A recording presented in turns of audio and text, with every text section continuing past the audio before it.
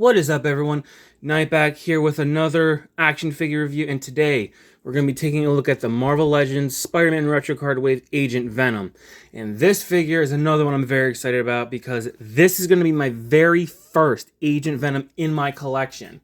I know, almost kind of blasphemy. I like Agent Venom as a character, I just haven't been able to get my hands on one until now, and I'm very excited. I like Agent Venom as a character. He's one of the more modern Spider-Man concepts that they've done from the comics that actually didn't suck, that I actually enjoyed.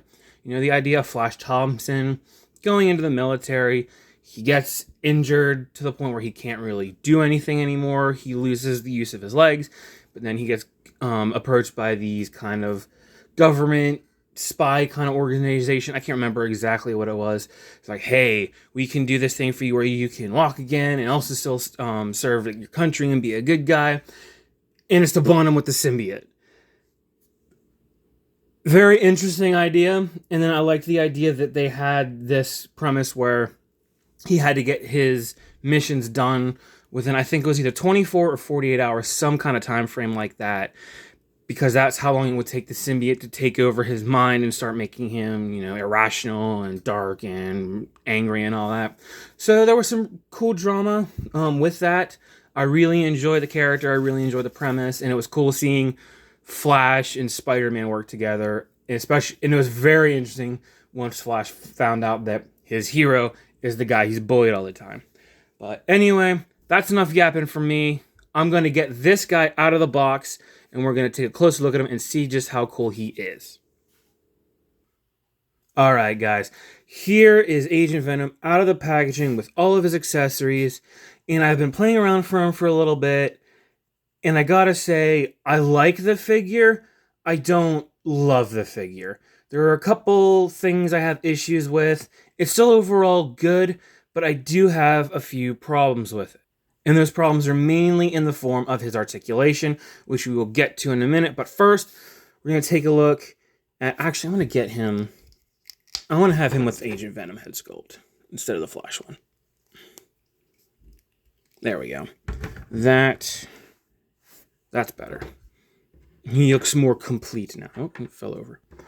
But as you can see, we have the alternate head. We have the masked Agent Venom head. We have the Flash Thompson head sculpt. We have two sets of hands. You have these kind of claw slash... These ones are actually easier for him to hold that bigger gun with, as opposed to the ones he has on. But you have these two. Then we have, obviously, your standard fisted hands. You know, nothing special. We've seen stuff like this plenty of times before. It's a little bit of mess. I don't know if you guys can see right there. There's a little bit of a... Come on, could you focus? There's a little bit of paint mishap there, but it's not the worst. And then we have his two guns.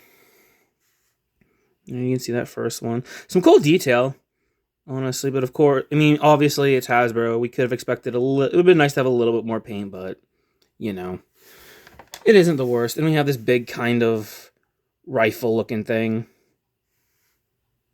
Looks very cool. This would have been really nice if they would have had maybe some, I don't know, some like different tones on here, maybe some dry brushing. But again, it's a standard Hasbro. I'm just happy that we got this figure with this many hands and guns, this many accessories at standard MSRP. You know, they're doing this whole maximum line. They have the deluxe figures. It's nice that we're actually getting just a regular mainline figure with all of these accessories. And to show off, he can hold these no problem. You can have that one, and you can rock him dual wielding here. This gun's a little bit of a pain. There we go. You can see him kind of dual wielding both there. Looks pretty good. Like aesthetically, just like sculpt wise, paint wise, he looks really nice. Like I said, I like the accessories. I like all the different hands. Even this, I'll give you a closer look. This Flash Thompson head sculpt, it looks really good. You know, it looks really good. The biggest issue I have with this figure is in the articulation, which I'm going to go over right now. So I'm going to get the guns out of his hands.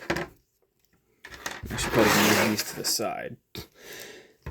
His articulation is okay. There's a couple spots where he doesn't have articulation where I really think he should, and that's where I kind of... I don't want to say I fall out of love with it, but this is where I was like, man, I really wish it had this because it's holding this figure back from being great. Now, starting off with the head, you can obviously get some rotation, a little bit of like side to side. This is all he can go up. That's it. You can go up and down a little bit. That's it, because that's the kind of head joint they have. It's just kind of like that dumbbell joint, which I'm not the biggest fan of. I prefer the disc hinge like that Spider-Man Unlimited figure had. But here, even if I put on the Flash head sculpt, you can see it's the same thing. That's all the more he can look up. He can look down a little bit more, but that's all he can really look up, which kind of sucks.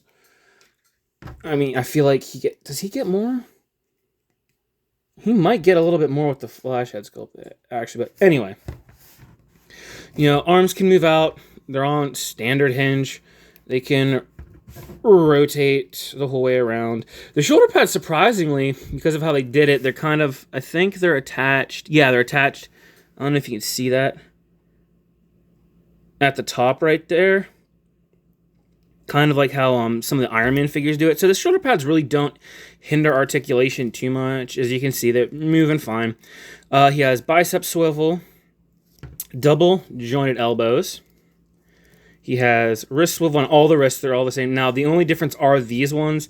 These wrists do have that kind of, I don't know, up and down, dice rolling kind of motion for the guns. As you can see. He has this diaphragm. So you can crunch forward that much and back a little bit. You can do some side to side. That's it. He doesn't have any kind of like actual like U-joint or anything like that. And he also doesn't have a waist swivel. So that kind of sucks. That's really where the articulation for me kind of starts to go downhill. And then you can see he can kick this far forward. Not back too much. Can do the full splits. And I almost didn't think he had thigh swivel. Because if you can look, it's really tough to see the cut. You can almost kind of see it there. Kind of separating from the strap on the holster, which this I actually kind of like because it's really cleverly hidden. So he does have thigh swivel. He does have double jointed knees. No kind of shin swivel, which is a bummer. I guess they didn't want to break, you can kind of see this little like detail here. I guess they didn't want to break that sculpt, but that's kind of a bummer. And then his foot can go down that far. Up a little bit, actually not too bad, and then his ankle pivot, that's really all you're gonna get, which I mean it isn't terrible, but I do kind of wish it was a little bit better. These little kind of ankle brace thingamajigs, they get in the way a little bit. They're not the worst. It's just mainly that torso articulation, man. I really wish he had more. Like, give him the waist swivel or the U-joint or something. Even if they would have gone with the classic one, the upside-down kind of U-joint, I'd have preferred that, but I don't like that this is it. I mean, it's not the worst. You can kind of use his legs to kind of fudge it a little bit, but I do kind of wish he had more articulation. It doesn't completely ruin the figure for me, but it's just kind of like, it does knock it down a few points. I do wish he had better articulation. All right, next we're going to do some size comparisons. And I want to start off with, here he is next to his other wave mate, the Spider-Man Unlimited I previously reviewed, and it looks like Venom might be just a hair taller than Peter, a little bit. But that's how he looks like with him. Here he is with probably the most standard figure comparison you'll ever see when it comes to Spider-Man figures. At least for now, until we get the Maximum Series Spider-Man. We have the Renew Your Vows Spidey. Stop staying up. Alright, so... Okay. But that's how they stand together. Again, this Peter looks a little bit taller. Here he is with a couple other symbiotes. We have this is, oh my gosh, I think the Sandman Build-A-Figure Venom, and then we have the VHS Spider-Man vs. Carnage one, and Age of Venom actually looks really kind of small compared to these guys. He's really tiny, and I would expect him to be a little bit bigger. Maybe not this size, but definitely he looks tinier than Peter here. That's interesting. And then here we have him next to the X-Men 97 Wolverine. And yeah, even that, I think it's in terms of, I think it's the build. Like, the Age of Venom build's a little bit thinner than I would expect him to be. I would, stop, these guys need to quit falling over on me. I would expect Agent Venom to be maybe a little bit bulkier. Not quite Venom, not quite Wolverine, but that's just me personally. Maybe you guys like that, that's fine. It's just, I would expect him to be a little bit bigger, personally. And lastly, we'll have him with another gun-toting character. Here we have him next to, this is the re-release of the Deadpool movie Deadpool figure. Oh, and one last little thing I did forget to mention. You can take this gun here and just put it right into his holster. Yeah, I hope you can see that. Pretty cool. Alrighty, I think that's pretty much it to say for the Marvel Legends Retro Card Agent Venom figure.